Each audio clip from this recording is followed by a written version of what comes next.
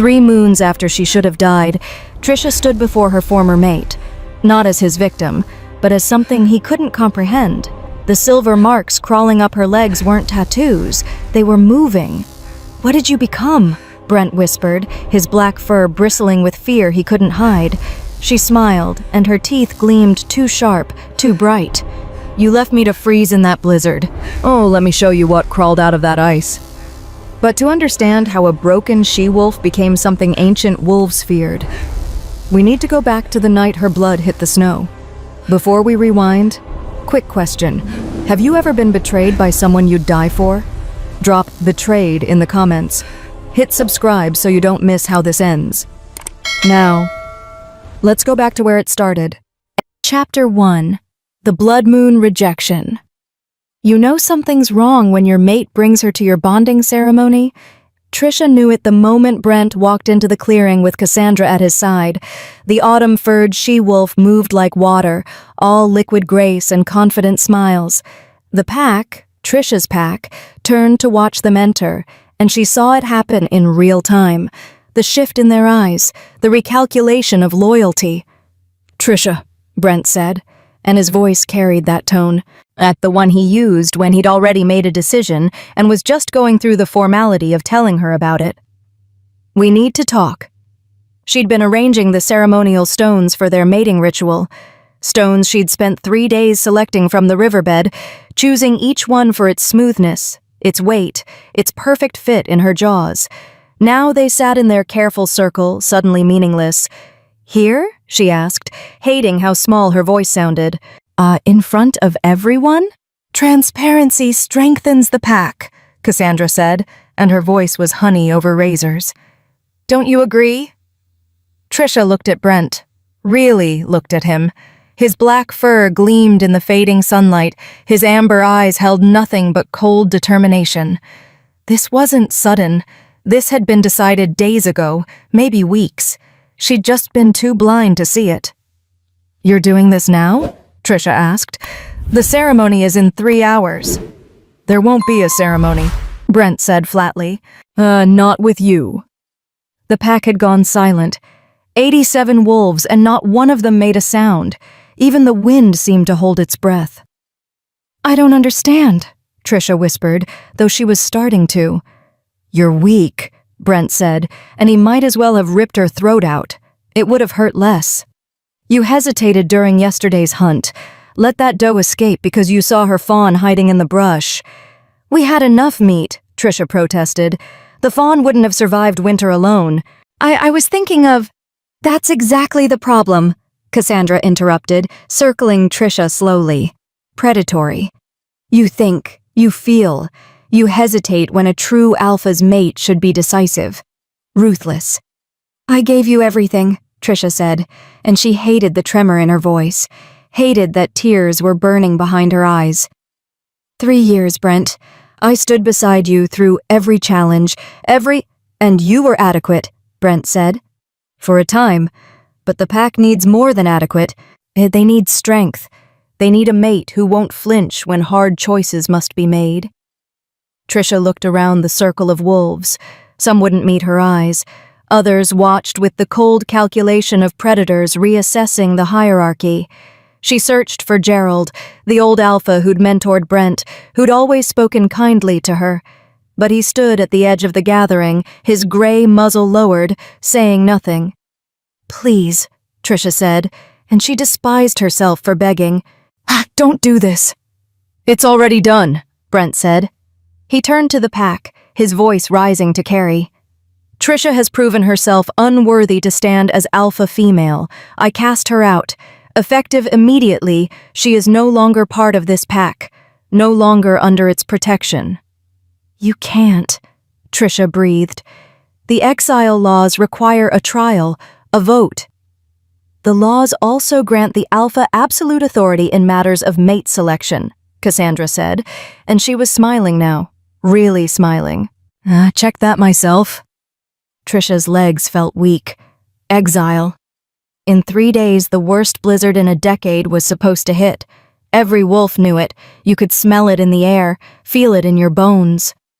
"At least wait until after the storm," she said. Please, just leave, Brent said. Now, while I'm still feeling merciful. Merciful. The word was a knife between her ribs. Trisha turned toward the forest, her paws moving without conscious thought. Behind her, she heard Brent's voice, and already addressing the pack about the new ceremony, about Cassandra, about strength and the future. She made it to the tree line before her legs gave out, collapsed in the underbrush, shaking, trying to process what had just happened. 3 years, gone in 3 minutes. A sound made her look up. Gerald stood there, the old wolf's eyes sad but resigned. You should run, he said quietly. Far and fast, because Brent's mercy has a short lifespan. And Cassandra's got claws in him deep. Why didn't you speak for me? Trisha asked. Because I'm old, Gerald said. And old wolves who challenge young alphas don't stay alive long. He paused. I'm sorry, girl. You deserved better. Then he was gone, melting back into the pack, leaving her alone. Trisha ran. She ran until her lungs burned, until her paws bled, until the forest swallowed her whole. She ran until the first snowflakes began to fall, soft as lies, cold as the truth. And she ran until she couldn't run anymore. And when she finally collapsed in a drift of snow 3 miles from pack territory, when her body began to shake with cold and shock and grief, she smelled it. Ancient, wrong, hungry. Something was watching her from the darkness between the trees, something with eyes that glowed silver in the dying light. Trisha tried to stand, tried to run again, but her legs wouldn't obey. The cold was inside her now, seeping into her bones, stealing her strength. Yet the silver eyes moved closer, and Trisha, abandoned and freezing, thought, at least it'll be quick. Chapter 2. What Hunts the Hunters. For 300 years, Nathaniel had honored the old law. Never interfere with mortal wolf affairs. Never alter their fates. Never under any circumstances let them see what he truly was. But then he smelled her blood on the wind, and it smelled exactly like Miranda's had, all those centuries ago. He froze mid-step, his massive silver form going statue still in the darkness. That scent, copper and iron and something else, something deeper, and the scent of a she-wolf dying of a broken heart as much as the cold. No, he told himself, walk away. She's mortal. Mortal wolves die. It's the natural order. But his paws were already moving toward her, drawn by that damned scent, by the memory it triggered. Miranda, bleeding out in the snow after her pack turned on her for defending him.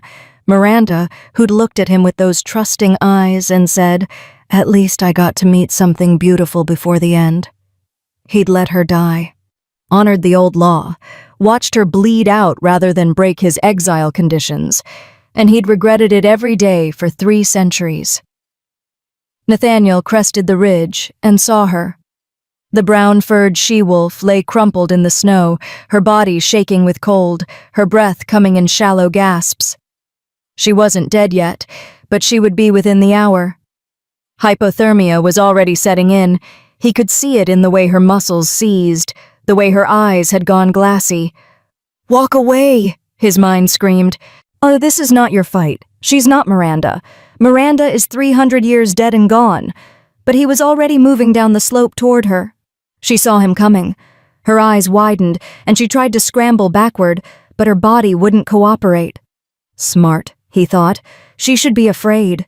He was twice the size of any normal wolf, his fur the color of moonlight on water, his eyes glowing with the borrowed life force that kept him tethered to this realm. "Stay back," she whispered, at her voice barely audible. "Please, haven't you done enough?" He stopped, tilted his head. "I haven't done anything. Yet." Her eyes narrowed despite her obvious terror. "You're with Brent. He sent you to finish it." Interesting. She thought he was part of her pack's politics, as if something like him would lower himself to mortal squabbling. "I don't even know who Brent is," Nathaniel said, his voice carrying the old tongue accent that he could never quite shake. 300 years in exile, and he still sounded like he'd walked out of the before times. And I don't care about your pack's drama.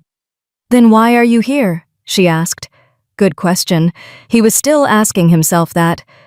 You're dying, he said instead of answering. I can smell it. Your heart's slowing, your blood's thickening. You have maybe an hour before the cold finishes what your pack started. She laughed, and it was a broken sound. Thanks for the diagnosis. Very comforting. Despite himself, as Nathaniel felt his muzzle twitch, humor in the face of death. Miranda had done that too. He moved closer. She flinched but couldn't run. I can save you, he said, the words coming out before he could stop them. But it will cost you. Cost me what? She asked. I have nothing left. Your weakness, Nathaniel said flatly. Your softness. Your mercy. All the things that got you thrown out here to die. I can burn them out of you, remake you into something that survives. But you'll never be the same wolf you were. She stared at him, her breath fogging in the freezing air. Why would you do that? You don't even know me. Because you smell like someone I failed once, he said, more honestly than he'd intended. And I'm old and bitter and apparently stupid enough to try again. She was quiet for a long moment. The snow fell harder now, covering them both in white. In minutes, she'd be buried. In an hour, she'd be a frozen corpse. What are you? She finally asked. Duskborn, he said. Half spirit, half mortal. Exiled from both worlds for crimes I committed when I thought I knew better than the gods. He moved even closer, until he could see his reflection in her fading eyes. I'm offering you a choice, little wolf. Die here, clean and pure and weak, or come with me, let me teach you to survive, and become something your pack will fear. That's not a choice, she whispered. That's just revenge with extra steps. He laughed, genuinely amused. Maybe, but it's your revenge, your extra steps, and I promise you this, if you survive my training, if you prove you have even a spark of the viciousness required to live in this world, you'll never be cast aside again. Her eyes searched his face, looking for the lie, the trap. She wouldn't find one. He was many things, bitter, exiled, half-mad from centuries of solitude, but he wasn't a liar. And if I can't survive your training? She asked. Then you die in a cave instead of a snowbank, Nathaniel said with a shrug. Warmer, at least. Slightly more dignified. You're insane, she said. Probably, he agreed. But I'm insane with 300 years of survival skills and magic that can rewrite your biology from the inside out. So, what's it going to be, little wolf? Die pure or live twisted? She closed her eyes. For a moment he thought she'd chosen death. Some wolves did. Some wolves would rather die as themselves than survive as something else. Then her eyes snapped open, and he saw it. That spark. That tiny flame of rage buried under all the grief and shock and cold. Teach me, she said, her voice stronger now. Make me into something he'll regret. Nathaniel grinned, and it was not a kind expression. Oh, little wolf, by the time I'm done with you, regret will be the least of his problems. He moved forward, opened his jaws, and carefully closed them around her scruff. She went rigid, instinct screaming that she was being killed, but he didn't bite down, just held her gently, the way a mother wolf carries a pup. Then he lifted her, turned, and began the long walk back to his cave. Behind them, the blizzard hit in full force. The snow fell so thick it erased their tracks within minutes. By morning, there would be no trace that she'd ever been here at all, which was exactly what he wanted. The pack would think her dead, and her mate would forget her, and when she returned, if she survived what he was about to do to her, they wouldn't recognize what she'd become. Nathaniel carried her through the storm, his mind already cataloging what he'd need. The bone cave, the ritual circle, the silver thorns, 3 pints of his own blood, maybe 4. This was going to hurt, for both of them. But pain, he'd learned over 3 centuries, was the only teacher that stuck. What's your name? he asked as they walked, his voice muffled by her fur in his jaws. "Trisha," she managed. "Yours?" "Nathaniel," he said, "but you can call me Nate. Everyone I've ever not killed does." She made a sound that might have been a laugh or a sob. "Comforting." "I'm not here to comfort you," he said. "I'm here to make you dangerous." The cave entrance appeared through the white wall of snow. Dark, deep, unknown. Nathaniel carried her inside, into the darkness, into whatever came next. Behind them, the storm erased the world. And in the cave, illuminated by bones that glowed with their own pale light, a new kind of wolf would be born. Or she would die trying. Either way, Nathaniel thought, it would be more interesting than the last 300 years. Chapter 3. The Bone Cave Bargain. Trisha woke up warm, which was her first clue that something was very wrong. Her eyes snapped open. Above her, a ceiling of stone glowed with a pale, sickly light. Not firelight, not moonlight, something else entirely. As her vision adjusted, she realized the glow came from bones embedded in the rock itself. Wolf skulls, rib cages, femurs, all radiating that eerie luminescence. "You're awake," Nathaniel's voice said from somewhere in the darkness. "Good. I was starting to worry I'd carried a corpse home." She tried to sit up and immediately regretted it. Pain lanced through her body, not the sharp pain of injury, but something deeper. Her bones ached, her muscles screamed, even her fur felt wrong, like it belonged to someone else. "What did you do to me?" she gasped. "Kept you alive," he said, materializing from the shadows. In the bone light, his silver fur looked almost translucent. Your core temperature was 78 degrees when I found you. You should be dead. Instead, you're complaining. You're welcome." Trisha forced herself upright, biting back a whimper. The cave was massive, far larger than it had seemed from outside, and everywhere, covering the walls, the floor, piled in corners, were bones, thousands of them. "Where did all these come from?" she asked, her voice barely steady. "Previous students," Nathaniel said casually. Her blood went cold. "Oh, you're joking." "Am I?" He tilted his head, his glowing eyes unreadable. Then his muzzle twitched. "Yes, mostly. These are from the before times, when my kind walked openly. We used to mark our dens with the bones of worthy opponents, a sign of respect." He gestured with his muzzle. "These wolves died with honor, more than I can say for most." Trisha looked around the cave again, seeing it differently now. Not a tomb, a memorial. "Why am I here?" she asked. "Really? Oh, don't give me that line about me smelling like someone you knew.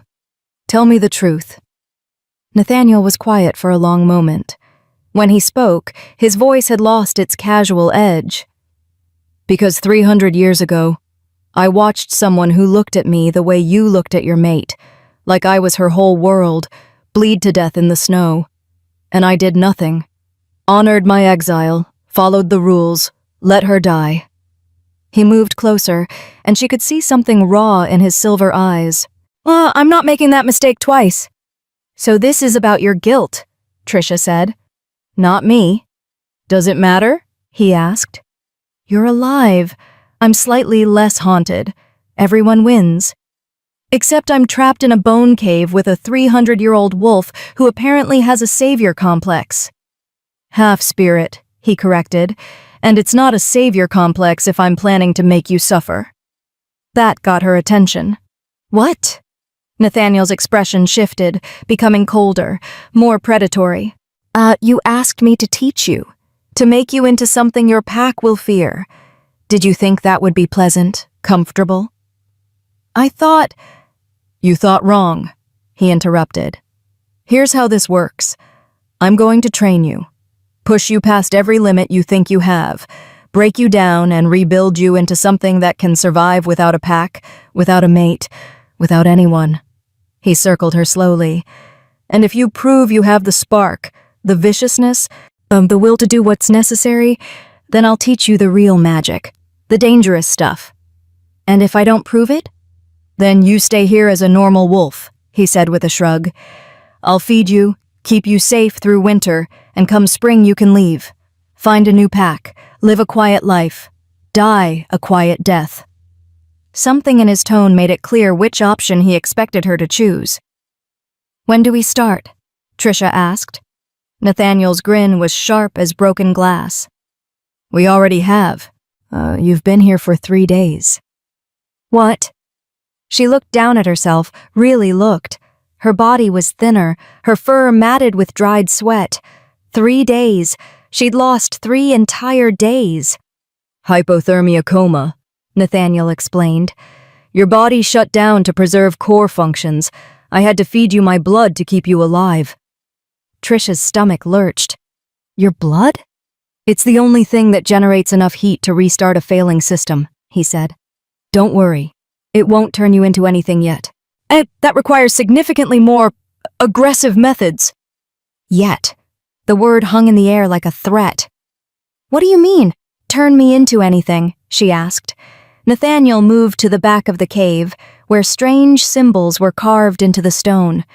You wanted to become something your pack will fear. That requires more than just training.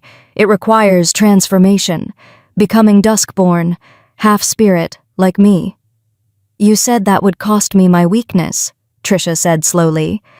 What does that actually mean? It means the parts of you that hesitated when you saw that fawn. The mercy, the softness, the part that still wants to believe in goodness. Those parts get burned away, he said. You keep your memories, your intelligence, your personality, but the emotions that make you vulnerable? Those get muted, distant, like watching yourself through glass. Trisha felt sick. That sounds like dying. It's worse than dying, Nathaniel said quietly. It's surviving. And survival changes you in ways death never could. She thought about Brent's face when he cast her out, Cassandra's smug smile, the pack's collective silence, the 3 years she'd given, the pieces of herself she'd shaped to fit what he wanted, all dismissed in 3 minutes. How do we start? She asked. Nathaniel studied her for a long moment.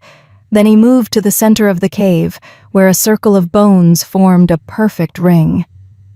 You hunt me, he said simply. Track me through the forest. If you can draw my blood before 3 days pass, you prove you have potential. If you can't... He shrugged. Well, we'll know you're not ready. That's it? Trisha asked. Just track you and make you bleed? Just, Nathaniel repeated, and he laughed. It was not a comforting sound. Little wolf, I've had 300 years to perfect the art of not being caught. I can move through forest without disturbing a single leaf. I can mask my scent so thoroughly you'll think you're tracking ghosts. And if you somehow manage to get close... His eyes flashed brighter. I won't make it easy. Will you hurt me? She asked. Probably, he said. But not permanently. I need you functional after all. Trisha looked at the bone circle, at the glowing symbols, at this ancient being who'd saved her life for reasons he himself didn't fully understand. When does the hunt start? She asked. Nathaniel's grin widened. It started 2 minutes ago. I've been dropping false scent trails since you woke up. Better get moving, little wolf. Clock's ticking. He turned and vanished into the shadows at the back of the cave. Literally vanished. One moment he was there, the next he was simply gone. Trisha stood alone in the bone light, her body still aching, her mind reeling. 3 days to track and wound a 300-year-old half-spirit who didn't want to be found. She thought about giving up before she even started. Thought about calling out that this was impossible, that she wasn't ready. Yeah, that she'd made a mistake. Then she thought about Brent's voice. You're weak. Trisha's lips pulled back from her teeth. Fine, she whispered to the empty cave. Let's see how weak I really am. She put her nose to the ground and began to search for his trail. The hunt had begun, and somewhere in the darkness beyond the bone light, Nathaniel smiled. If you felt that cold seeping into Trisha's bones, if you felt her heart breaking when Brent walked away, hit that like button. Don't be the person who watches someone suffer and scrolls past without acknowledging it. Trisha lost everything that night. The least we can do is show her story matters, like if you're standing with her, because she deserves to know someone cares, even if it's just us on the other side of the screen. Chapter 4. The First Blood. The hunt lasted 3 days. On the third day, Trisha stopped hunting Nathaniel and started hunting herself. She'd tracked him through frozen streams to mask her scent, through thorn thickets that shredded her fur, across stone fields where paw prints vanished like ghosts. Every time she got close, he'd disappear, leaving only the mocking echo of his laughter in the wind. Now she crouched in a ravine, her body trembling with exhaustion, and her mind fractured into pieces she no longer recognized. "You're doing this wrong," a voice said. Trisha's head snapped up. No one was there, just rocks and ice and the pale afternoon light. "Down here," the voice said again, and Trisha looked down at her reflection in a frozen puddle, except it wasn't quite her reflection. This wolf's eyes were harder, colder. Her muzzle was pulled back in a permanent snarl. "You're not real," Trisha whispered. I'm the realest thing about you," the reflection said. "I'm the part you've been drowning for 3 years, the part that wanted to rip Cassandra's throat out, the part that knew Brent was lying every time he said he loved you. Stop. The part that wanted to leave that fawn to starve because you were hungry and tired of being noble." "I said stop!" Trisha snarled, slamming her paw into the puddle. The ice cracked, and her reflection shattered into pieces, but the voice didn't stop. Now it came from behind her. Trisha spun around. Another version of herself stood there, this one smaller, younger. The wolf she'd been before Brent, before the pack, when she'd still believed the world could be kind. "You can't kill me," the younger version said sadly. "I'm everything good you used to be." "You got me exiled," Trisha snapped. "Your mercy, your softness. It's your stupid belief that doing the right thing mattered. That's what got me thrown into a blizzard to die." "I kept you human," the younger wolf said. "Without me, you're just another monster." A third voice, this one from above. Trisha looked up to see a third version of herself perched on a boulder, this one covered in silver marks, her eyes glowing with borrowed light. "You're both wrong," the silver-marked wolf said. "She needs to be neither weak nor cruel. She needs to be necessary." "What does that even mean?" Trisha shouted at her multiple selves, her mind cracking under the weight of 3 days without sleep, without food, without anything but the endless hunt.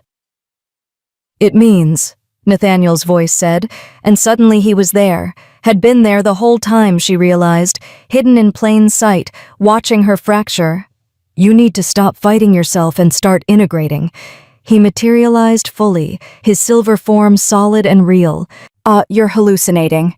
Severe sleep deprivation combined with hypothermia relapse. Your mind's trying to process trauma by creating external versions of your internal conflict. Fascinating, really. Most wolves just go catatonic." "I'm not hallucinating," Trisha growled. "They're right there." But when she looked, the other versions were gone. Just empty rocks and ice, and Nathaniel watching her with clinical interest. 3 days, he said. "You've failed the test." "I couldn't even draw close enough to bite me, let alone draw blood." Something in Trisha snapped, not broke, snapped into place. All the pieces of herself, all the versions she'd been trying to reconcile, suddenly aligned into a single point of crystallized rage. She lunged. Nathaniel dodged easily, but this time she'd anticipated it. She twisted mid-leap, her claws raking across his hindquarters as he pivoted away. Red blood, impossibly bright against his silver fur, welled from the shallow cuts. They both froze. Trisha stared at the blood on her claws, at the proof that he could bleed, that he was real, solid, vulnerable. "Well," Nathaniel said slowly, "that's new." She should have stopped, should have celebrated her victory, claimed her prize. Instead, something else took over. Some primal instinct that had nothing to do with the wolf she'd been and everything to do with what she was becoming. Her tongue flicked out, tasted the blood on her claws, and the world exploded. And it wasn't blood. Not really. It was liquid moonlight, compressed starlight, the distilled essence of 300 years of borrowed existence. It burned going down her throat, burned like swallowing fire, like drowning in ice, like every extreme sensation happening simultaneously. Trisha collapsed, convulsing. Her body rejected it, tried to expel it, but it was already in her bloodstream, already rewriting things at the cellular level. Through the haze of agony, she heard Nathaniel's voice, airtight with something that might have been fear. No, no, no, no. You weren't supposed to. We weren't ready for this part. But it was too late. The transformation had begun. Trisha's vision went white, then silver, then colors she didn't have names for. She could see through things, see the bones beneath Nathaniel's fur, see the magic that held him together, see the threads of fate that connected everything to everything else. She could see herself from outside her body, and could see the brown fur rippling, changing, silver threads erupting from her skin like metal filaments growing through flesh. It hurt.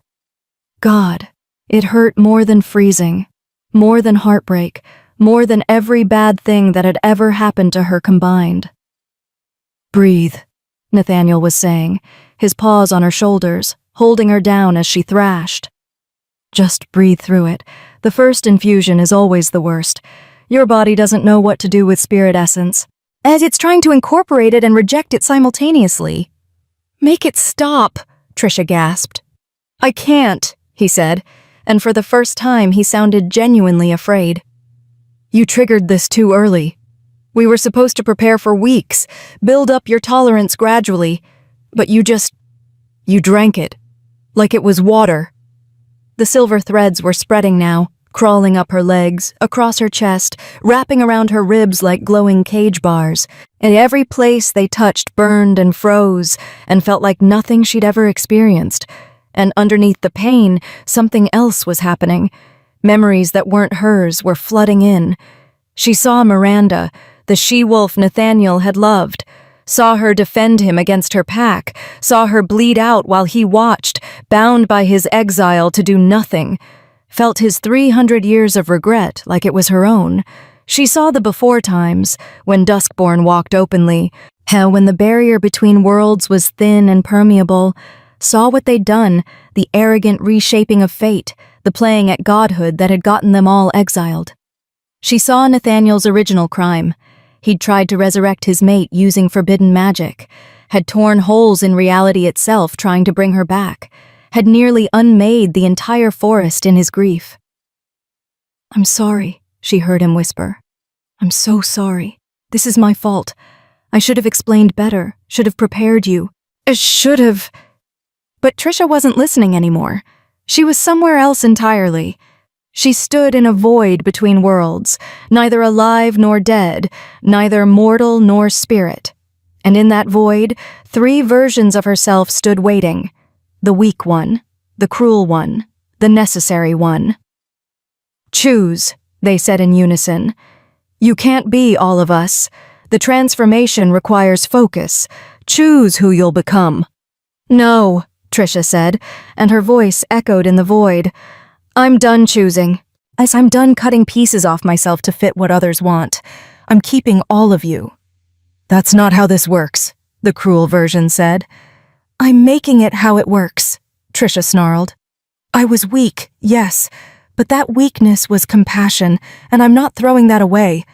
I can be cruel when necessary, but I won't let it consume me, and I'll be necessary, whatever that means, on my own terms." The 3 versions looked at each other. Then, impossibly, they smiled. "About time," they said, and merged back into her. Trisha gasped, her consciousness slamming back into her body. The pain was still there, but it was bearable now, integrated, part of her. She opened her eyes. Nathaniel stared down at her, his expression caught between horror and awe. "Your eyes," he whispered. "They're silver?" Trisha finished. She could feel them glowing, could feel the power humming through her veins like a second heartbeat. "How are you conscious?" he asked. "The first transformation takes weeks. You should be comatose for at least a month while your body adjusts." Trisha stood, her legs steady despite everything. She looked down at herself. Silver threads traced patterns through her brown fur, glowing softly in the fading light. "Maybe," she said quietly. "I'm stronger than you thought." Nathaniel laughed, and it was a sound of pure disbelief. "You just drank raw spirit essence and integrated it in 3 minutes. Strong doesn't even begin to cover it." "What happens now?" Trisha asked. He was quiet for a long moment. When he spoke, his voice was serious. Now we figure out what you've become. Because this," he gestured at her transformed body, "this isn't supposed to be possible." Chapter 5. The Silver Sickness. They say pain is temporary. They've never had their skeleton try to grow a second set of bones. Trisha woke screaming. Not the clean scream of fear or even agony, something rawer, more primal. The sound a wolf makes when its body is being rewritten from the inside out, and there's nothing it can do but endure. "Hold her down!" Nathaniel's voice, sharp with urgency. Paws pressed against her shoulders, her legs. She thrashed anyway, and her body arcing off the cave floor as another wave of transformation rippled through her. It had been like this for how long? Days? Weeks? Time had lost all meaning. There was only the cycle: wake, scream, convulse, pass out. Repeat? "Her temperature's spiking again," another voice said. Male, unfamiliar. 108. She should be dead. "She's duskborn," Nathaniel said. "Different rules." "She's becoming duskborn," the other voice corrected. "And she's doing it wrong, too fast, as her body can't keep up with the changes." Through the haze of pain, Trisha forced her eyes open. 2 wolves stood over her, Nathaniel and a gray-furred male she didn't recognize. "Who?"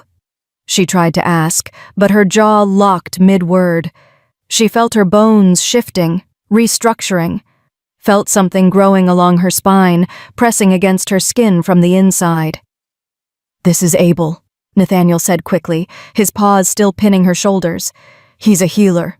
One of the few who knows about what I am, what you're becoming."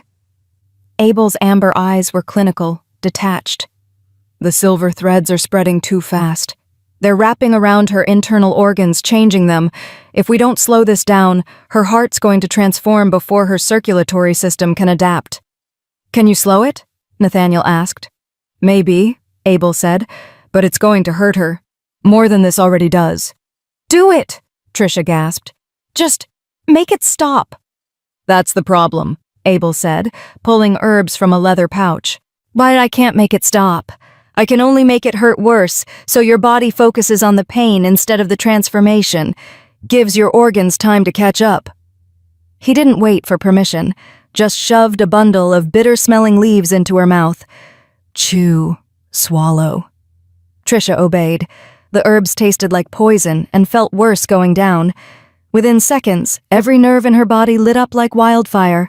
But Abel was right. The bone-deep restructuring sensation faded to background noise compared to this new, screaming agony.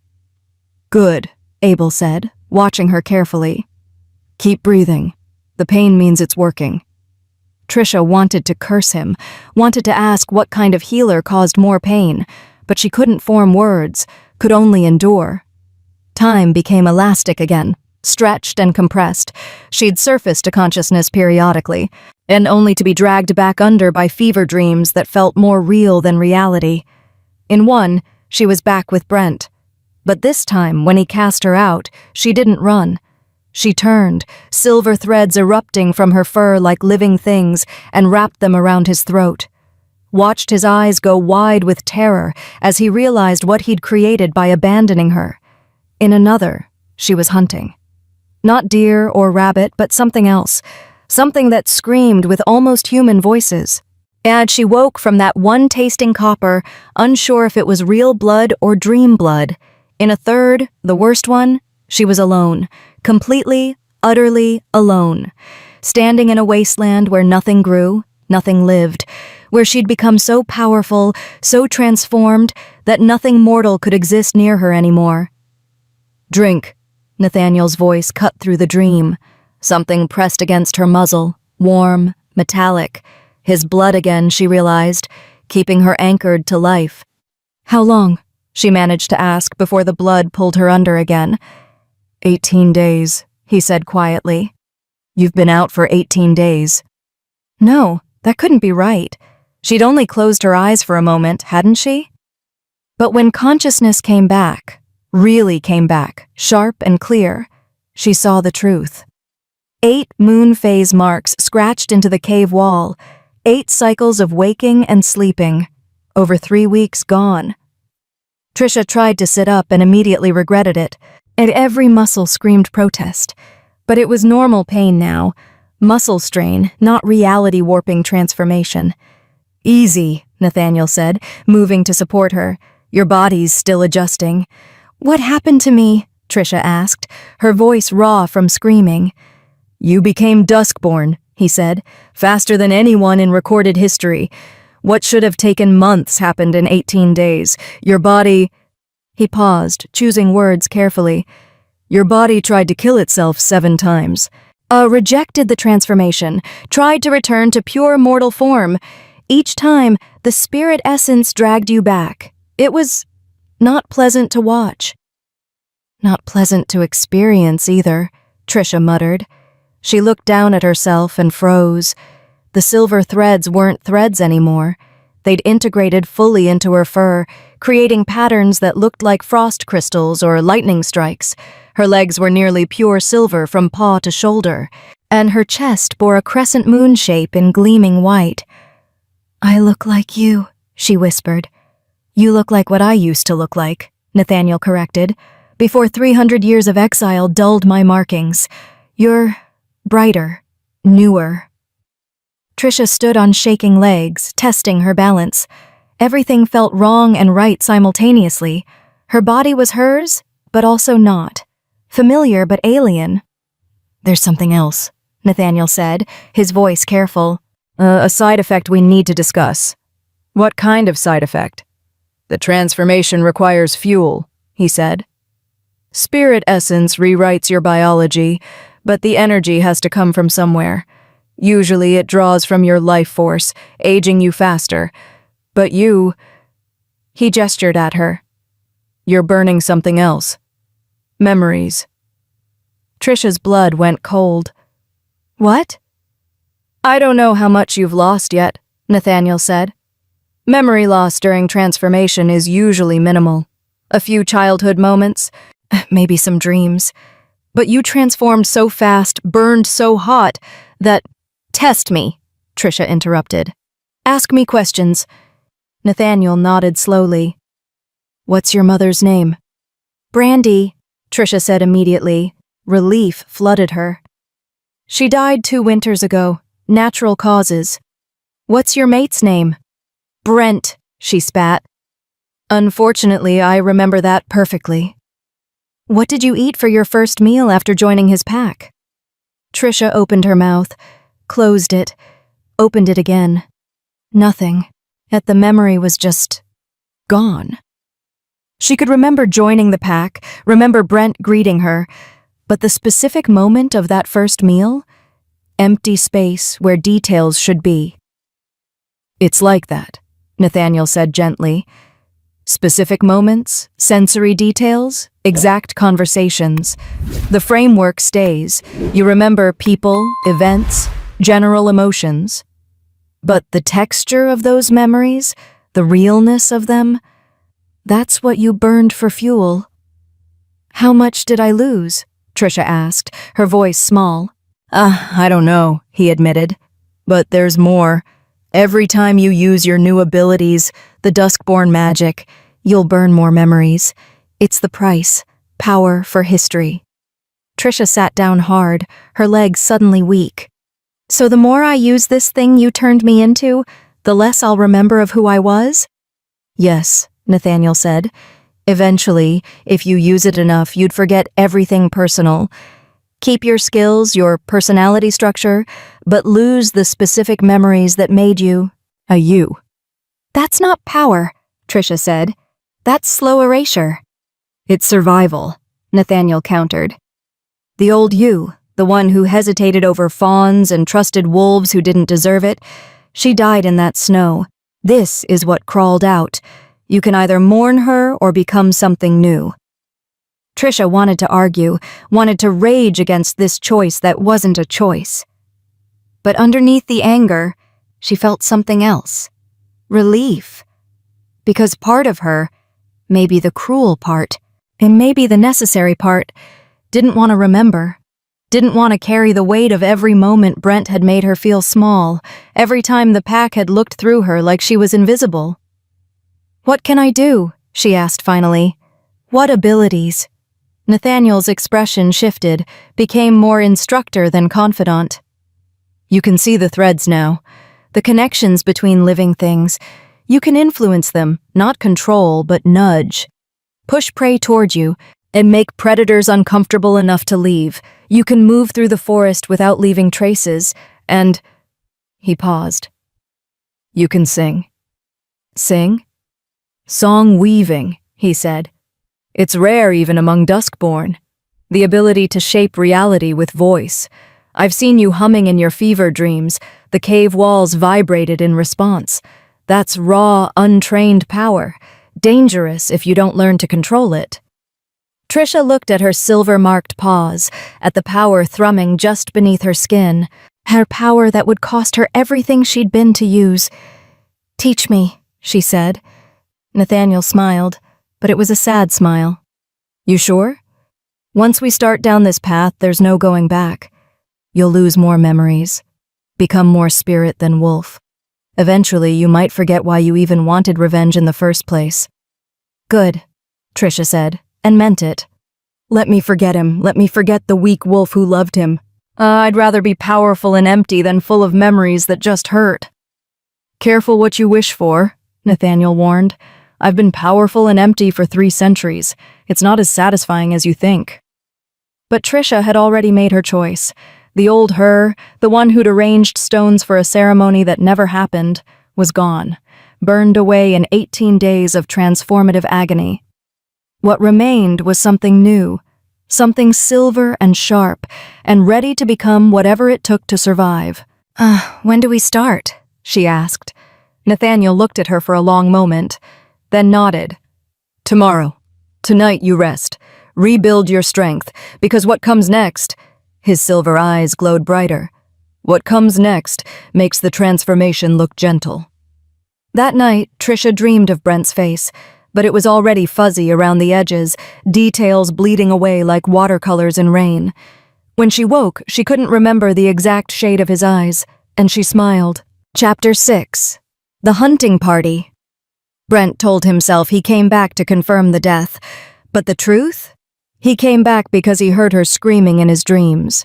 3 weeks since the exile.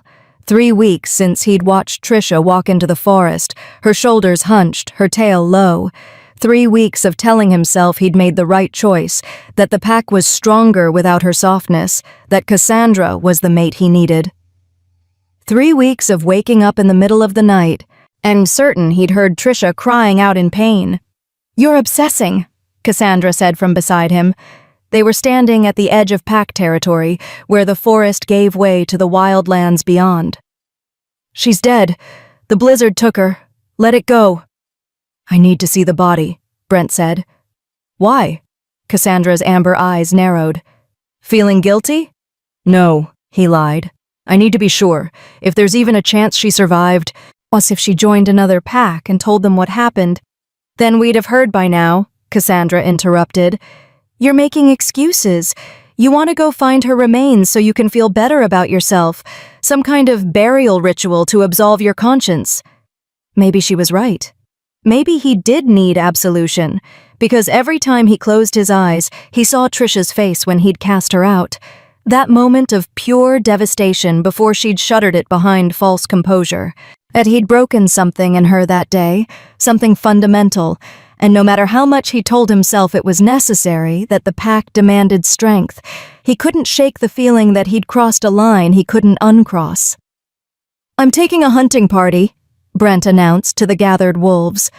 12 had volunteered, males mostly, warriors who enjoyed a good hunt.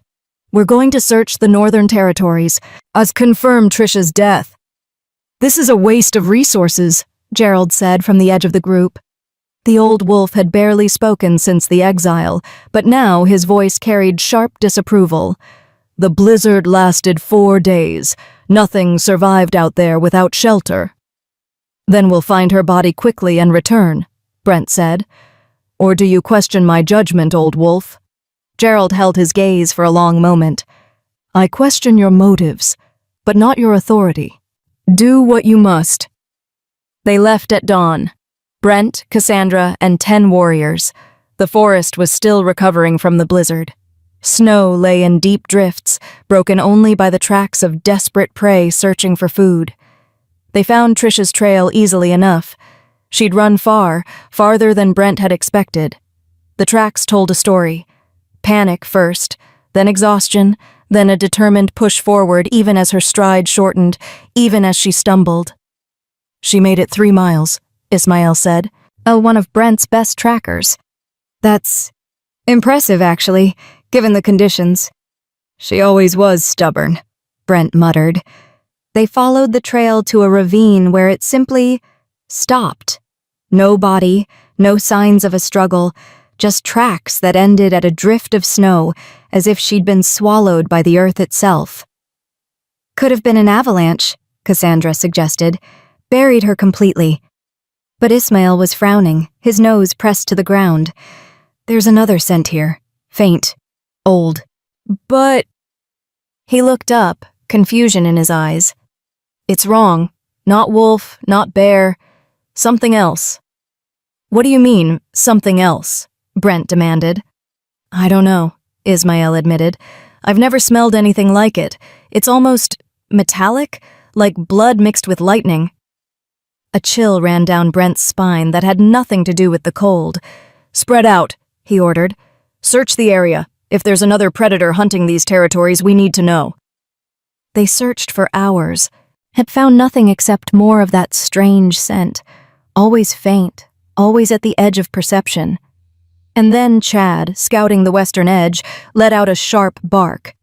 Here! I found something! Brent ran to where Chad stood, staring at a cave entrance partially hidden by ice. The strange scent was stronger here, mixed with something else, something that made his hackles rise. That's her collar, Cassandra said quietly, pointing. Brent's blood went cold.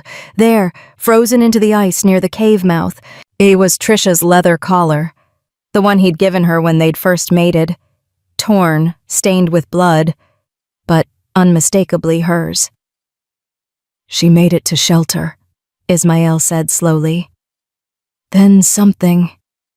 He didn't finish. Didn't need to. The blood told the story. Too much blood for her to have survived. Brent picked up the collar in his jaws, and the weight of it was heavier than it should have been. 3 years she'd worn this. 3 years of loyalty, of devotion, of shaping herself to fit what he wanted. And he'd thrown her away. We should go inside, Johnny said, one of the younger warriors. Confirm? No, Brent said sharply. The word came out harsher than he intended. We have what we came for. She's dead. That's enough. But boss, I said no, Brent snarled, and Johnny flinched back. Because Brent could feel it. Something in that cave that made every instinct scream danger. Something that watched them with patient, predatory interest. Something that wanted them to enter, to come deeper, and to discover what waited in the darkness. We're leaving, Brent said, backing away from the cave mouth. Now. But we should at least, Cassandra started. Now, Brent repeated, and this time his tone brooked no argument. They retreated, moving faster than tactical wisdom suggested, and with every step, Brent felt eyes on his back.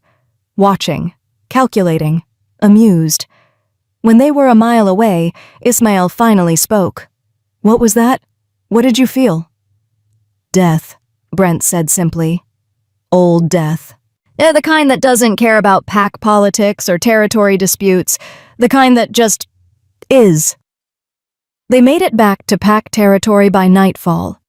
Brent went straight to his den, ignoring Cassandra's questions, ignoring Gerald's knowing look. He placed Trisha's collar in the corner where she used to sleep. And that night, he dreamed. In the dream, Trisha stood before him, but she was wrong. Her fur was threaded with silver that moved like living things. Her eyes glowed with borrowed light. And when she smiled, her teeth were too sharp, too bright. "Did you find what you were looking for?" she asked, and her voice echoed like she was speaking from the bottom of a well. "You're dead," Brent said. "I saw your blood." "Dead," she repeated, tilting her head. "Is that what you think? That's almost sweet. Naive, but sweet." She moved closer, and Brent tried to back away, but found he couldn't move, couldn't even blink. "You left me to freeze," Trisha said conversationally. "And cast me out to die alone." "And I did die, Brent. The wolf you knew, the one who loved you, who would have done anything for you. She froze to death in that snow." "Then what are you?" Brent managed to ask. Her smile widened. "What crawled out of the ice? What you made by breaking the wrong wolf at the wrong time in the wrong place." She leaned in close, her breath cold against his ear. "Thank you, by the way, for the betrayal, for the abandonment, for the cruelty. You gave me everything I needed to become this." "This isn't real," Brent said. "You're just a dream. Guilt, my conscience." "Keep telling yourself that," Trisha said, pulling back. The silver threads in her fur were spreading now, reaching toward him like grasping fingers. "But when you wake up, check your left shoulder, where I touched you just now. See if it's still just a dream." She pressed one paw against his shoulder, and pain exploded through him, cold and burning simultaneously, like frostbite and fire merged. Brent woke up screaming. Cassandra was beside him instantly. "What? What is it?" "Nothing," Brent gasped. "Just a nightmare." But when he looked down at his left shoulder, he saw it. A mark. Silver, shaped like a paw print, glowing faintly in the darkness. "Brent," Cassandra said slowly, staring at the mark. "What is that?" "I don't know," he lied. But he did know. Deep in his bones, in the part of him that still remembered what it was like to feel fear, he knew. Trisha wasn't dead, and whatever she'd become, whatever that cave had made her into, she hadn't forgotten what he'd done. The mark on his shoulder pulsed once, like a heartbeat, like a promise, like a countdown. Chapter 7. The Ridge of Returning. The ridge got its name because everything you sent there came back, changed. Trisha stood at the edge of the forbidden territory, her silver-marked fur gleaming in the afternoon light. Behind her, Nathaniel watched with careful attention. "You don't have to do this," he said. "You could walk away, build a new life somewhere else, forget he ever existed." "I already am forgetting," Trisha said quietly. "Yesterday I couldn't remember the sound of his voice. That this morning I tried to picture his face and got nothing, just a blur." She looked down at her silver-threaded paws. "If I'm going to lose him anyway, I want to face him first. See what I feel. See what he feels. And if you feel nothing, then I'm free," she said simply.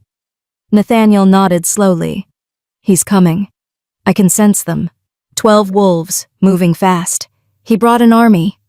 "Good," Trisha said. "Let them see." She could feel them now too. A new ability. It's sensing the life threads of approaching wolves. Brent's thread pulsed with anxiety and guilt in equal measure. Cassandra's burned with jealous rage. The others were a mix of curiosity, fear, and bloodlust. They emerged from the tree line in formation, warriors flanking their alpha, ready for violence. Brent stopped dead when he saw her. "No," he whispered. "You're dead. I saw your blood, your collar." "You saw what I left for you to find," Trisha said, her voice calm, detached, and like she was discussing weather instead of her own murder. "Did you like my gift? The mark I left on your shoulder?" Brent's eyes widened. Several of his warriors shifted nervously, looking at their alpha with new suspicion. "What is she talking about?" Cassandra demanded, stepping forward. "Brent, what mark?" But Brent wasn't looking at Cassandra. He was staring at Trisha like she was a ghost made flesh. "What happened to you? What are you? I'm what you made, Trisha said. She took a step forward and several warriors flinched back. You wanted me gone. Wanted me weak and dead and forgotten. Congratulations. You got your wish. The old Trisha, the one who loved you, who would have died for you. She froze to death exactly where you left her. Then who are you? Brent asked. Trisha smiled, and it was not a kind expression. I'm what crawled out of that ice, the part of her you didn't know existed, the part that watched you break her and thought, he'll regret this.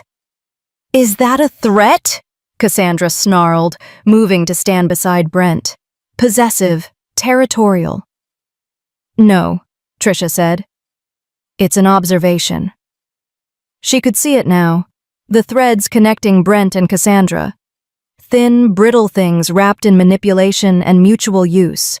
Not love, not even genuine affection, just two predators who'd made an alliance of convenience. How had she ever mistaken what she had with Brent for real? This was nothing. These threads would snap in a strong wind.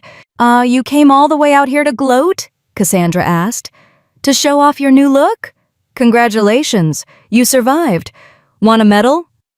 I came for answers, Trisha said, still looking at Brent. One question, that's all. What question? Brent asked warily. Why wasn't I enough?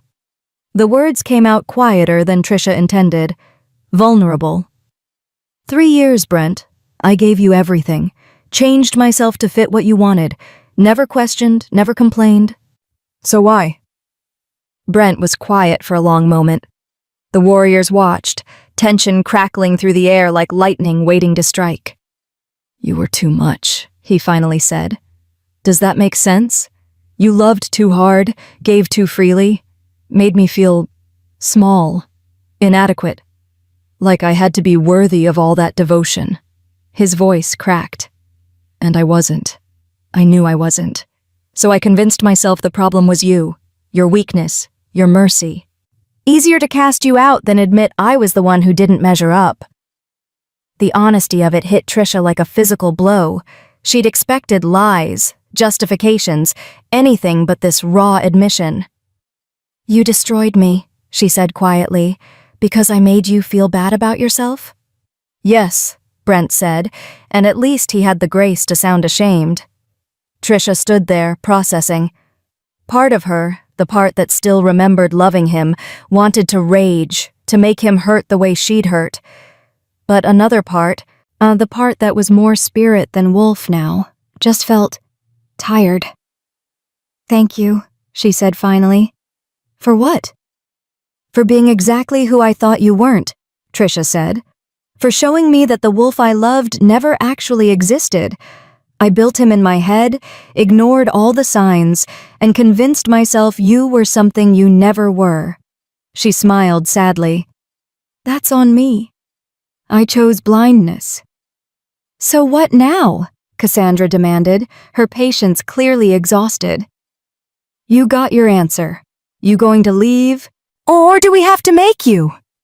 Trisha looked at the assembled warriors, 12 against 1. A month ago, those odds would have been suicide.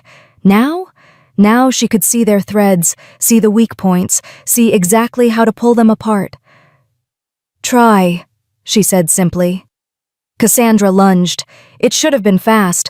She was a skilled fighter, ruthless and efficient. But to Trisha's new senses, she moved like she was underwater, slow, predictable. Trisha sidestepped easily, and as Cassandra passed, she sang. It wasn't words, wasn't even really a melody, just a single, sustained note that vibrated at a frequency that made the air itself shiver. Cassandra collapsed mid-stride, hitting the ground hard. She tried to get up, but her legs wouldn't cooperate. Her eyes were wide, filled with sudden terror. What did you do? She gasped. Showed you what real power looks like, Trisha said. She looked at the other warriors. Anyone else? 3 of them charged simultaneously, Johnny, Chad, and another male whose name she'd never learned. Coordinated. Professional. Trisha didn't move, just sang a different note, this one higher, sharper. The 3 warriors stopped as if they'd hit an invisible wall.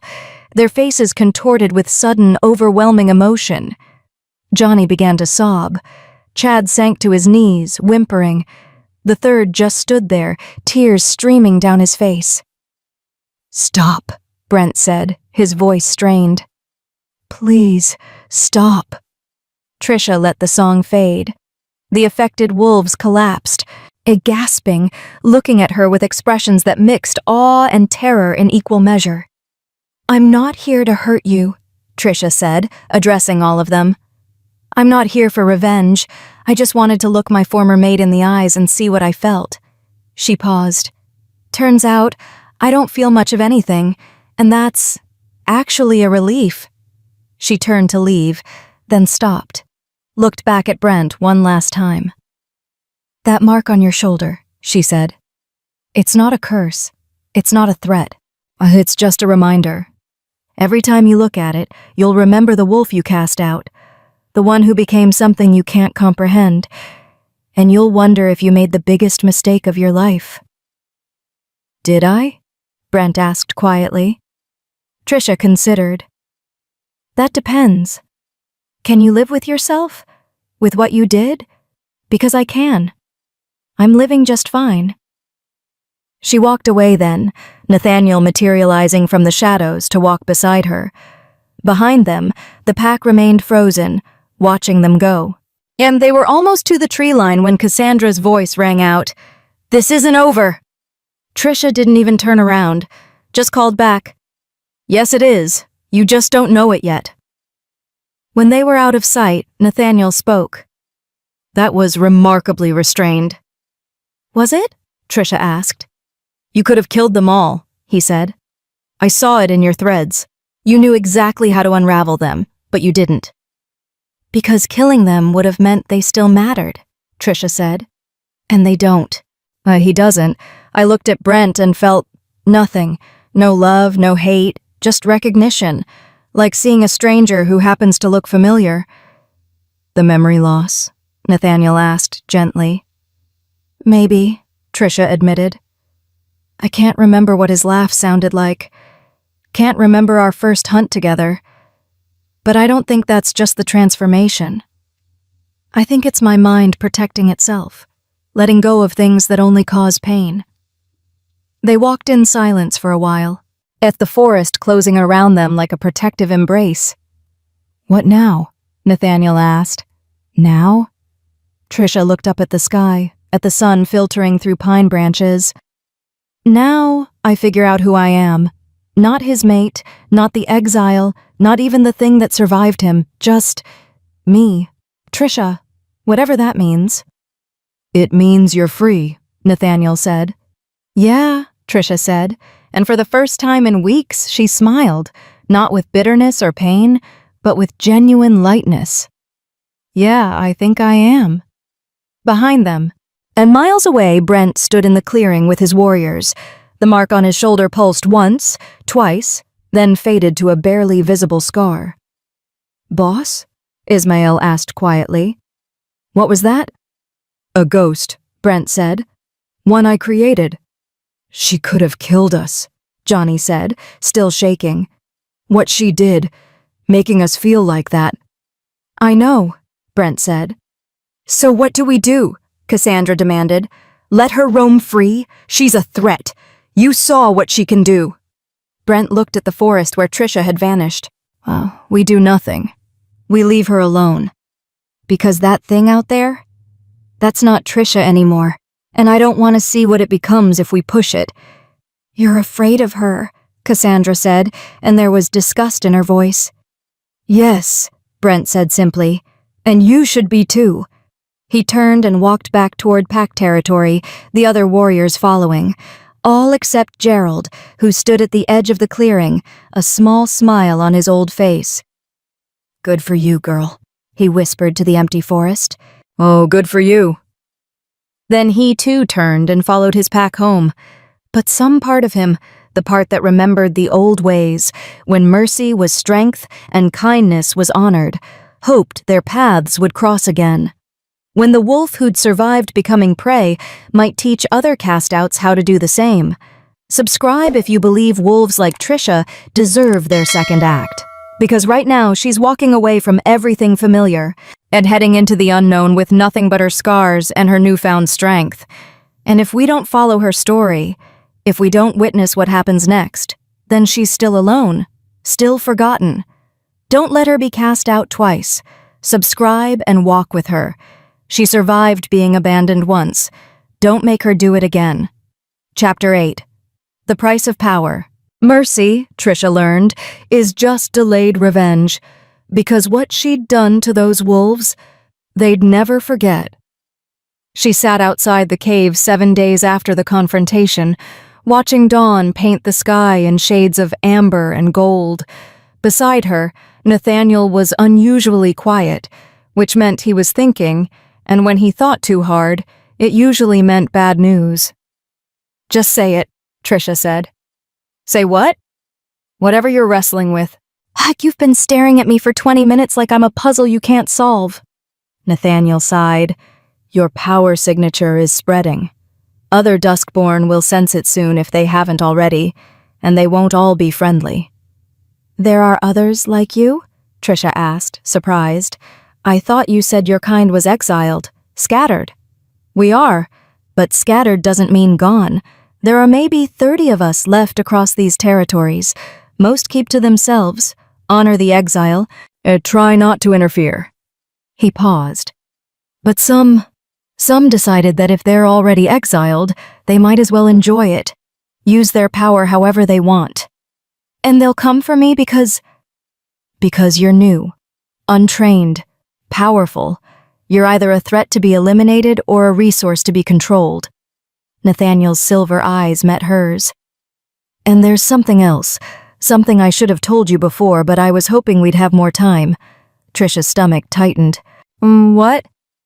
"Every time you use the song weaving, you're not just burning memories, you're broadcasting your location to anything sensitive enough to hear it.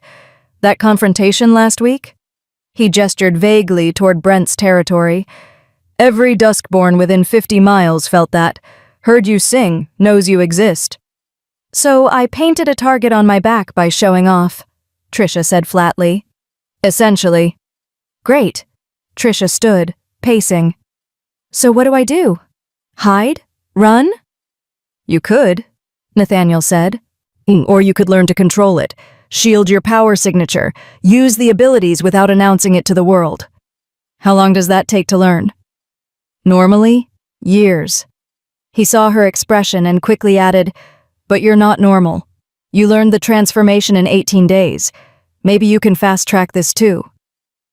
Trisha was about to respond when she felt it, a tremor in the threads, like a spider sensing vibrations in its web. Something was coming, something big. "Nate," she said quietly. "We have company." Nathaniel was on his feet instantly, his body tense. "How many?" "2," Trisha said, reading the threads. "Coming fast. One feels old, really old. The other," she frowned, "wrong. Like they're barely holding themselves together." "Damn," Nathaniel muttered. "That'll be Abel and Les. I was hoping we'd have more time." "The healer?"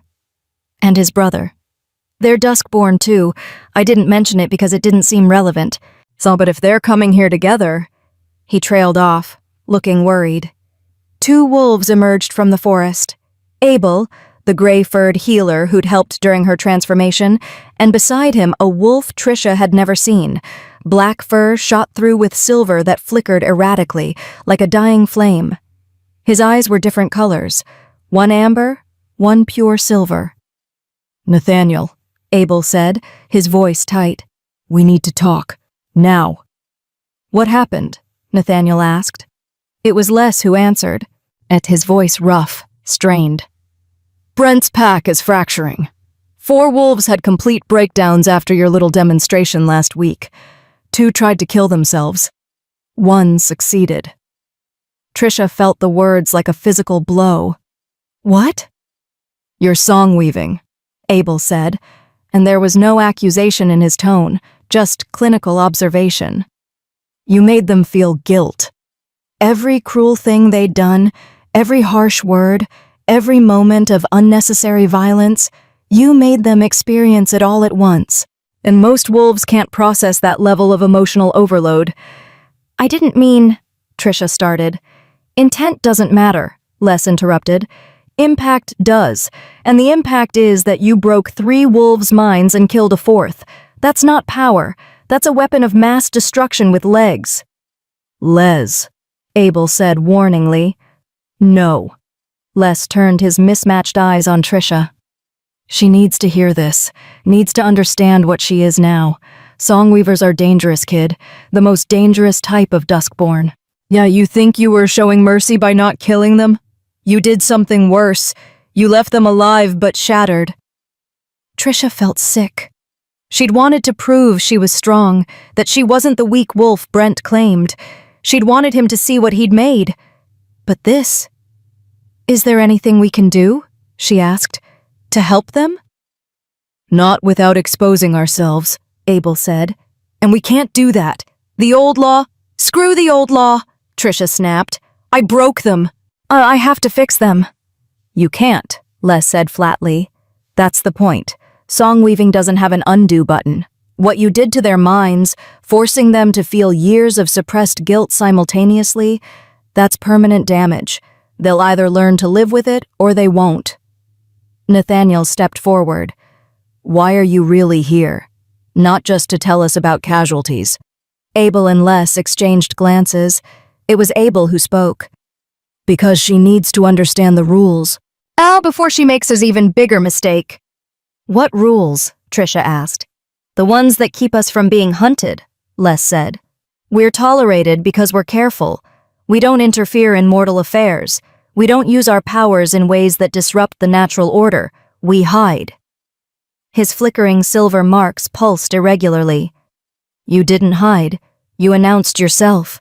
Used power that mortals can't fight or understand, made them afraid.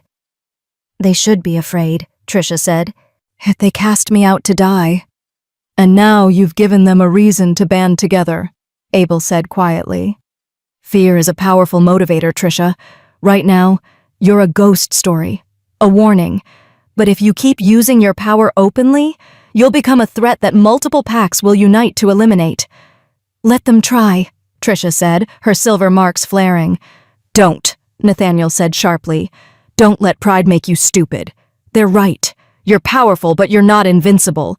Oh, a coordinated attack by 50 or 60 wolves? Even you couldn't survive that. So what am I supposed to do? Trisha asked. Hide in caves forever? Pretend I'm not what I am? Learn control, Abel said. Learn to use your power quietly, subtly, in ways that don't announce your presence to the entire forest. That's not who I am, Trisha said. Then change who you are, Les said bluntly. Or don't. Your choice. But understand the consequences. Every time you use that power, you put a target on your back. And not just yours, ours too. We're Duskborn. If mortals decide we're threats, they won't discriminate. They'll hunt all of us. The weight of that settled on Trisha's shoulders like a physical thing. She'd been so focused on her own survival, her own transformation, she hadn't considered the bigger picture. How long do I have? She asked quietly. Before they come for me? Depends on how scared they are, Abel said, and how organized they can get. It could be weeks, could be months, but they will come, Trisha. Count on it. Then I need to get stronger, she said, fast. Or smarter, Nathaniel countered. Strength won't save you from overwhelming numbers. Strategy might. They talked for hours, Abel and Les sharing what they knew about surviving as Duskborn. The safe zones, the other half-spirits to avoid, the warning signs that a hunt was being organized. As the sun climbed higher, Les suddenly stiffened. Someone's coming. Mortal wolf. I alone. Who? Nathaniel asked. Trisha read the threads. Gerald, the old wolf from Brent's pack. Why would he come here? Abel wondered. They found out moments later when Gerald limped into view, looking older than Trisha remembered. Thinner, tired. I'm not here to fight, he called out before anyone could challenge him. I'm here to warn you. Warn us about what? Trisha asked, stepping forward. Cassandra, Gerald said, breathing hard from the climb. She's been traveling, is talking to other packs, building an alliance. His old eyes met Trisha's. She's convinced them you're a threat. A demon wearing wolf skin, and she's bringing them here. 80 wolves, maybe more. In 3 days, they'll reach this ridge. Trisha's blood ran cold. 80? Could be more by the time they arrive, Gerald said. She's good at speeches, good at making wolves afraid, and fear makes them vicious. Why are you telling me this? Trisha asked. Just because what Brent did to you was wrong, Gerald said simply, and because I'm old enough to remember when we didn't solve problems by destroying anything that frightened us. He paused. Also because you spared us when you could have killed us. That counts for something. 3 days, Nathaniel said grimly. Not much time. Then we fight, Trisha said. We run, Abel corrected. 80 wolves? That's not a fight, that's suicide. I'm not running, Trisha said. And I'm done running.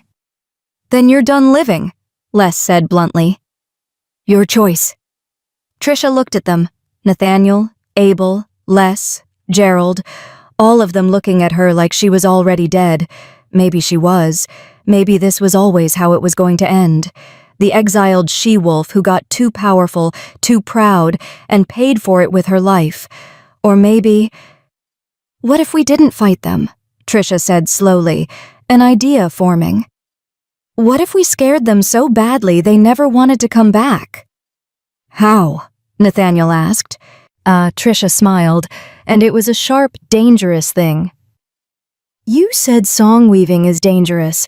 That I broke 3 wolves' minds last time? Her silver marks pulsed brighter. What if I broke 80? That would kill you, Abel said flatly. The power required, you'd burn through every memory you have. Might burn out completely. But it would work? Probably, Les admitted reluctantly. If you survived long enough to complete it, but you'd lose yourself. Everything that makes you you. Yes, is that really worth it? Trisha thought about her fading memories, about how she could barely remember Brent's face, her mother's voice, the taste of her first kill. Everything personal bleeding away, leaving only the power. I'm losing myself anyway, she said quietly. At least this way, I'd lose myself for a reason. There's another option, Gerald said suddenly. One you might not have considered. Everyone turned to look at him. Talk to them, he said, before they attack. Show them you're not a threat. Make them understand. They won't listen, Trisha interrupted. Cassandra's already decided what I am. And people, wolves, they believe what they want to believe. Then make them believe something else, Gerald said. You have 3 days. 3 days to figure out how to survive without destroying yourself or them. It was the longest 3 days of Trisha's life, and she still didn't have an answer. Chapter 9. The Blood Trackers Hunt. Blood trackers don't kill you, they unmake you, erase you from existence, past, present, future, like you never were. Trisha learned this on the 2nd day of waiting, when the thing Cassandra had summoned finally arrived. She'd been practicing control exercises with Nathaniel, learning to use power without broadcasting it, when every thread in her awareness went silent. Not cut, just absent. Like someone had erased a section of reality. Nate, she said quietly. Something's wrong. He felt it too. She could see the way his silver fur bristled, the way his ears flattened against his skull. No, she didn't. She couldn't have... What? Trisha demanded. Blood tracker, he said, his voice tight with fear she'd never heard from him before. Cassandra summoned a blood tracker. What's a... The tree line exploded. Not with fire or force, but with absence. Trees simply stopped existing where the thing passed, leaving gaps in reality that hurt to look at. The creature that emerged was wrong on a fundamental level, shaped like a wolf but too large, too angular, its edges blurred like a bad drawing. Its fur was the color of dried blood, and where it stepped the ground cracked and blackened. Run, Nathaniel said. Now, They ran. Behind them, the blood tracker followed. Not quickly. It didn't need to be quick. It moved with the patient certainty of something that couldn't be stopped, only delayed. What is that thing? Trisha gasped as they crashed through underbrush. Forbidden magic, Nathaniel panted. You have to sacrifice 3 living wolves to summon one. Bind their deaths into a single purpose, erase a specific target from existence. Cassandra killed 3 of her own wolves? Probably prisoners, exiles, wolves no one would miss. Nathaniel veered left toward a stream. If it catches us, if it touches you, you'll be unmade. Every memory of you, every moment you existed, you're gone, like you never were. Can we kill it? No, it's not alive. It's a function, a magical equation designed to eliminate an error. You. They splashed through the stream, trying to break their trail.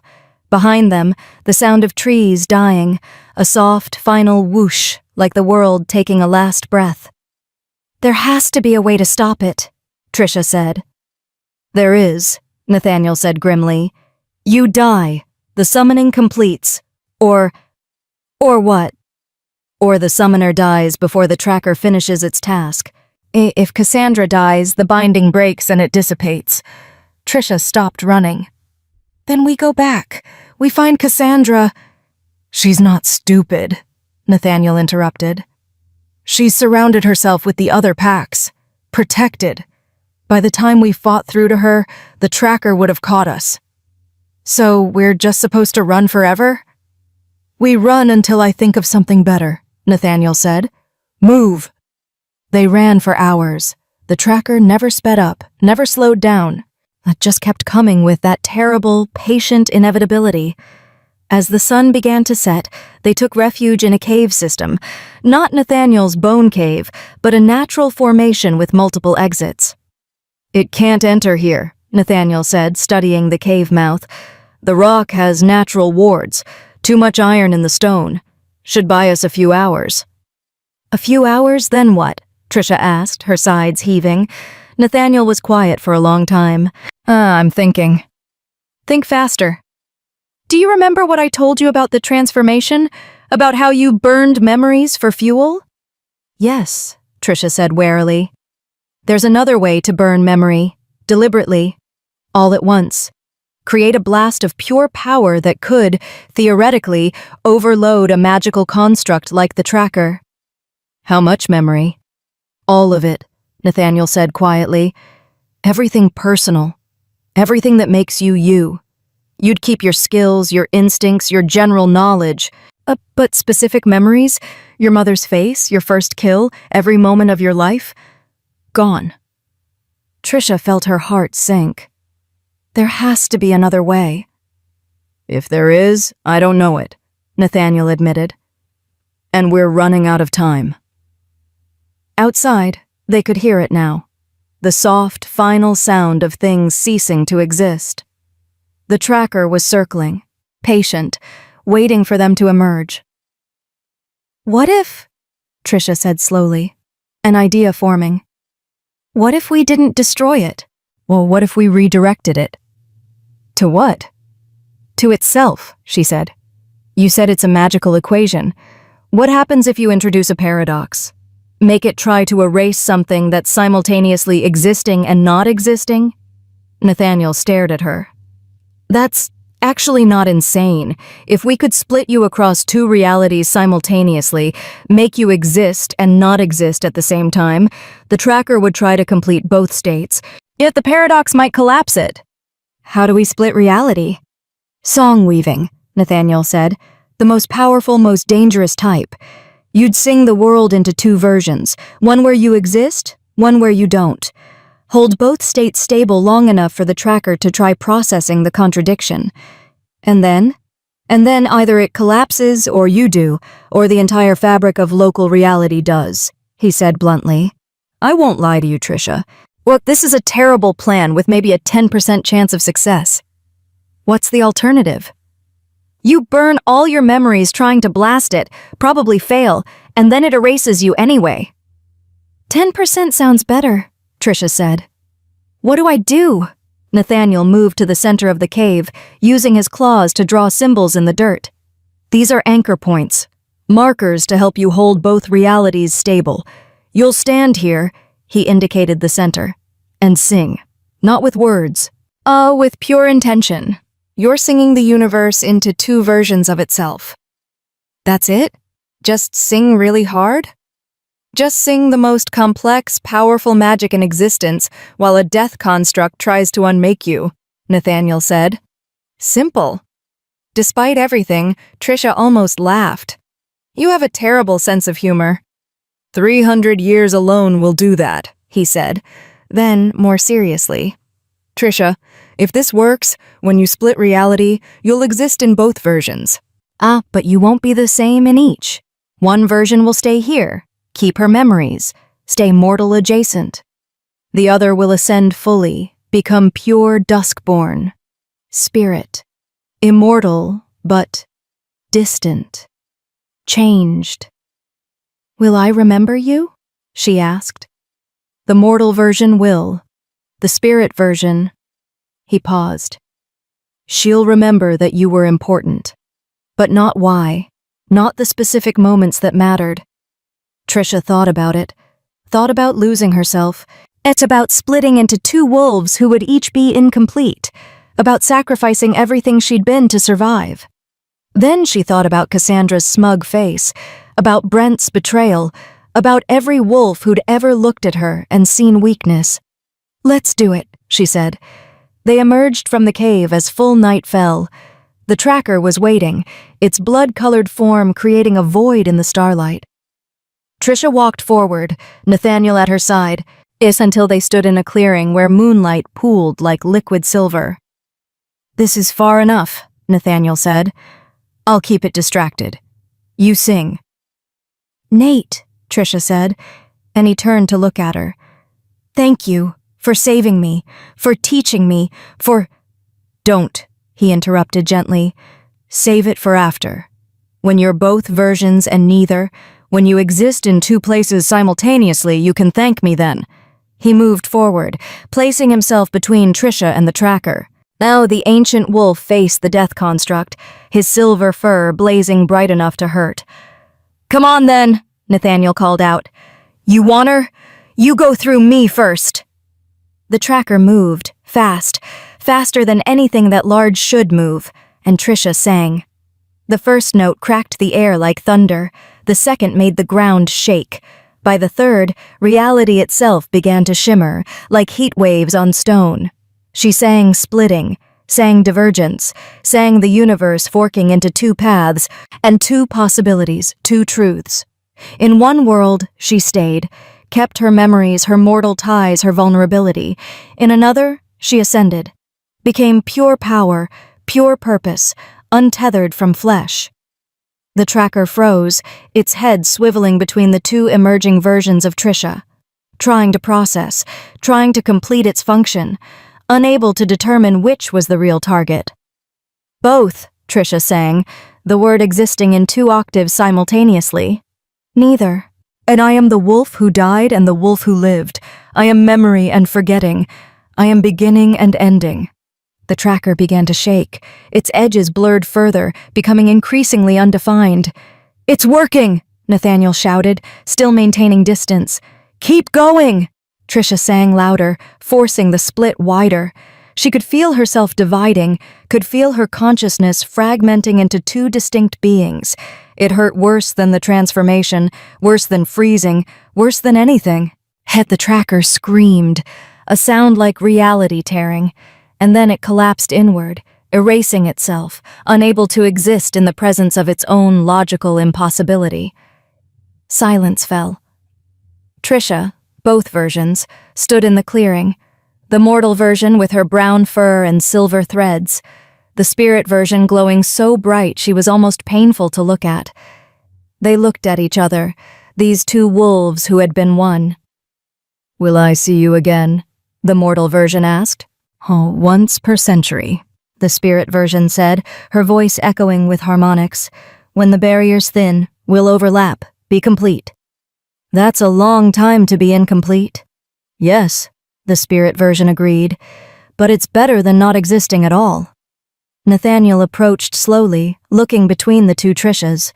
How do you feel? Split, they said in unison. Then the mortal version added, but alive. And I'm free, the spirit version said, free from memory's weight, from pain, from everything that tied me to what I was. She began to fade, her form becoming translucent. Cassandra's army will arrive by dawn. They'll find only one of me, the one they can fight, hurt, fear, but they'll never know about the other version, the one that watches from beyond, the one that guards. Guards what? Nathaniel asked. The spirit Trisha smiled as she disappeared completely. The wolves the world wants to forget, the cast-outs, the betrayed, the ones left to freeze, I'll find them. Warm them, give them the chance I got. And then she was gone, scattered into moonlight and possibility. The mortal Trisha stood alone with Nathaniel, feeling incomplete but also lighter, freer, like she'd set down a burden she hadn't known she was carrying. The army's still coming, Nathaniel said quietly. I know, Trisha said, but I'm not the same wolf they're hunting anymore. Half of me just became something they can't touch, can't fight, or can't kill.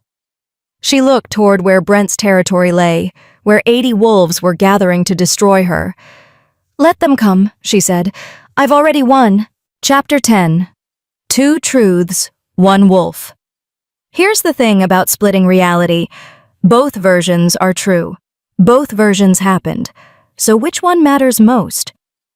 Dawn broke over the ridge, and Trisha stood waiting. Behind her, Nathaniel watched from the tree line, close enough to intervene if needed, far enough to let this be her fight. The army arrived exactly as Gerald had warned, 83 wolves, led by Cassandra, with Brent at her side. They formed a semicircle at the base of the ridge, and Trisha could see the fear in their eyes. Good. They should be afraid. Just you? Cassandra called out, her voice dripping with false confidence. I expected more of a defense. I don't need a defense, Trisha said calmly. She descended the ridge slowly, her silver-marked fur catching the morning light. I'm not here to fight you. Then you're surrendering? Cassandra's amber eyes gleamed. No, Trisha said. I'm here to give you a choice. The army shifted nervously, and several wolves exchanged glances. What choice? Brent asked, his voice strained. The mark on his shoulder, the one from her dream visit, was still visible, a faint silver scar. You can attack me, Trisha said simply. All 83 of you against one. You might even win, numbers usually do. But I promise you this. I will take at least 20 of you with me, maybe more. And those I don't kill, I'll break. The way I broke Johnny, Chad, and the others. She let that sink in. So ask yourselves, which 20 are willing to die today? Which ones want their minds shattered so badly they can't remember their own names? Silence. Several wolves in the back began backing away. Or, Trisha continued, you can let me make you an offer. What offer? Cassandra demanded, though her voice had lost some of its certainty. I leave, Trisha said. I walk away from these territories. Never return. Never interfere with your packs. You get exactly what you wanted. Me gone, no longer a threat. And in exchange? Brent asked. You stop, Trisha said, her voice hardening. Stop casting out wolves for showing mercy. Stop exiling those who question cruelty. Stop treating compassion like weakness. She looked at each wolf in turn. I'm not asking you to change your whole pack structure. I'm asking you to stop throwing wolves away. When you decide someone doesn't fit, you let them leave with dignity. Give them supplies, 3 days of food. It's a chance to reach neutral territory alive. That's it? Cassandra said skeptically. We just let exiles walk away and you disappear forever? That's it, Trisha confirmed. Simple, clean, nobody dies. And if we refuse? Cassandra challenged. Trisha smiled, and it was a sharp, dangerous thing. Then we find out if 83 wolves is enough. Personally, I don't think it is, but I'm willing to let you test that theory if you really want. The morning wind picked up, ruffling fur, and carrying the scent of fear through the assembled army. It was Gerald who spoke first, limping forward from the back ranks. "I agree to her terms." "You have no authority here," Cassandra snapped. "I have the authority of age and wisdom," Gerald said calmly. "And the wisdom says, take the deal. We came here expecting a monster. We found a wolf who's offering mercy we don't deserve." He turned to address the army. "How many of you came here ready to die? Show of paws." No one moved. How many came because you were ordered to?" Gerald continued. Nearly half the wolves looked away, ashamed. "And how many," Gerald said quietly, "came because you're terrified of what she represents? Not what she's done, but what she proves is possible? That wolves can survive being cast out. That exile isn't a death sentence. That your alphas don't have absolute power over life and death."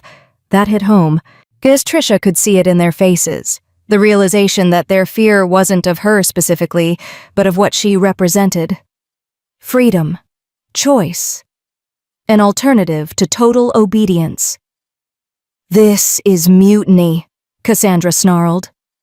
"This is survival," Gerald corrected. "I've lived 70 winters. I've seen what happens when leaders choose pride over wisdom. It never ends well." He looked at Cassandra. "Take her deal. Let her go. And maybe, just maybe, we become better for it." Cassandra's lips pulled back from her teeth. "Brent, say something. She's your responsibility. You cast her out." All eyes turned to Brent. He stared at Trisha for a long moment, and she could see the war happening behind his eyes. Pride versus guilt. Authority versus conscience. "I agree to her terms," he finally said, his voice barely above a whisper. "What?" Cassandra whirled on him. "You're giving in? To her?" "I'm ending this," Brent said. "Oh, Gerald's right. We came here ready to kill a monster, but..." He looked at Trisha, really looked at her. "She's offering us peace, offering to leave, and all she asks is that we stop throwing wolves away like they're nothing." His voice cracked. "Like I threw her away." "You're weak," Cassandra hissed. "Yes," Brent agreed. "I am. I was weak when I cast her out to save my own pride. I'm weak now for wanting her forgiveness even though I don't deserve it. But maybe that's the point. And maybe admitting weakness is stronger than pretending to be strong." Cassandra looked around at the army, searching for support. But wolf after wolf looked away. The moment had shifted. The fear had broken. "Fine," Cassandra spat. "Take your deal. Let her walk away. But I'm not bound by this. The moment you're gone," she pointed at Trisha, "I'm hunting you, following you. And when I catch you alone without witnesses, without your tricks..." "You'll fail," Trisha interrupted. Because you're not hunting me. You're hunting what you think I took from you. Status, power, Brent's attention." She smiled sadly. "I never wanted any of that. I just wanted to be valued. And now I am, by myself. That's something you'll never understand." Cassandra lunged. It was fast, professional, deadly. But Trisha had been expecting it. She sidestepped, and as Cassandra flew past, Trisha sang, just one note, perfectly pitched. Cassandra hit the ground and began to sob. Deep, or wrenching sobs that shook her entire body. "What did you do?" Brent demanded, rushing forward. "Made her feel," Trisha said quietly. "All the jealousy, all the insecurity, all the fear that drives her, made her face it all at once." She looked down at the weeping she-wolf. "It'll pass in a few minutes. She'll be fine. But maybe she'll think twice before attacking someone who shows her mercy." She turned to address the full army. "I'm leaving now, east toward the mountain territories, and I won't return. But hear this. If any of you ever cast out a wolf who doesn't deserve it, if any of you ever throw away someone who just needed kindness instead of cruelty," her silver marks flared brighter, "my other self will find them. The part of me that doesn't sleep, that exists between moments, that walks through dreams. She'll save them, teach them, turn them into exactly what I became." She let that threat hang in the air. "You wanted me gone because I'm dangerous," Trisha continued. But imagine 50 of me, 100. Every wolf you've ever exiled, transformed, returned, ready to prove they were never weak, just treated wrongly." She smiled. "So, maybe think about that before you cast out your next problem wolf." She turned to Brent one last time. "You asked if casting me out was your biggest mistake. The answer is yes. Not because I became this," she gestured at her silver-marked body, "but because you chose cruelty when kindness would have been easier. Yet you chose pride when humility would have saved us both." She paused. "But I forgive you. Not for your sake, for mine, because holding on to that anger was just letting you live in my head rent-free." "Trisha," Brent started. "Don't," she interrupted gently. "Don't apologize. Don't explain. Just be better. For the next wolf, for the next moment when someone needs mercy instead of judgment. Be better." She walked past the army and every wolf moved aside. Even Cassandra, still sobbing, had crawled out of her path. At the edge of the clearing, Nathaniel emerged from the trees. "Quite the exit." "Learned from the best," Trisha said. They walked together into the forest, leaving the army behind. "Where to?" Nathaniel asked. "East," Trisha said. "Like I told them. Maybe we'll find others, build something new, something better." "We?" Nathaniel asked, surprised. "If you want," Trisha said. "I know you've been alone for 300 years. Might be nice to have company." Nathaniel was quiet for a moment. Then, "I'd like that." They walked in comfortable silence for a while, the morning sun filtering through the trees, warming their silver fur. "Do you think they'll keep the agreement?" Nathaniel asked. "Some will," Trisha said. "Some won't. But even the ones who don't, they'll hesitate now. They'll remember, and that hesitation might save a life." She smiled. "That's enough." Behind them, miles away, Brent stood in the clearing long after everyone else had left.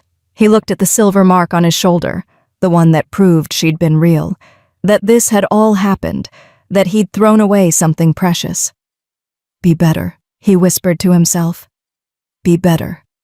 And for the first time in 3 years, he meant it.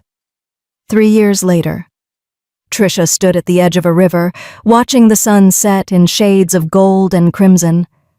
Around her, 17 wolves gathered, all exiles, all cast out, and all saved by either her physical form or the spirit version that walked in dreams. They'd built something here, not a pack. Packs required hierarchy, dominance, submission. This was a sanctuary, a place where wolves who didn't fit could come to heal, to learn, to become strong enough to face the world on their own terms. "Trisha," Nina called out. The young she-wolf approached nervously. "There's someone at the border. Says she was cast out for refusing to kill her sick pup." "Oh, she's asking for sanctuary." Trisha smiled. "Bring her in. Feed her. Let her rest. Tell her she's safe now."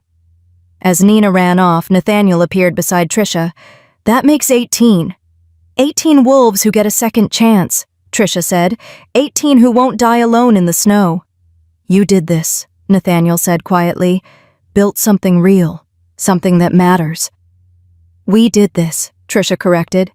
"You taught me, showed me how to survive. This is just me passing it forward." They stood together watching the sunset, 2 silver wolves creating something the world had forgotten was possible. A place where weakness was allowed, where mercy was strength, where being different wasn't a death sentence. And in that moment, Trisha felt complete. Not because she'd gotten revenge, not because Brent had apologized, not because she'd proven she was strong, but because she'd taken the worst thing that ever happened to her, being left to freeze by someone she loved, and transformed it into the best thing she'd ever done, ensuring no one else would suffer the same fate. The sun dipped below the horizon.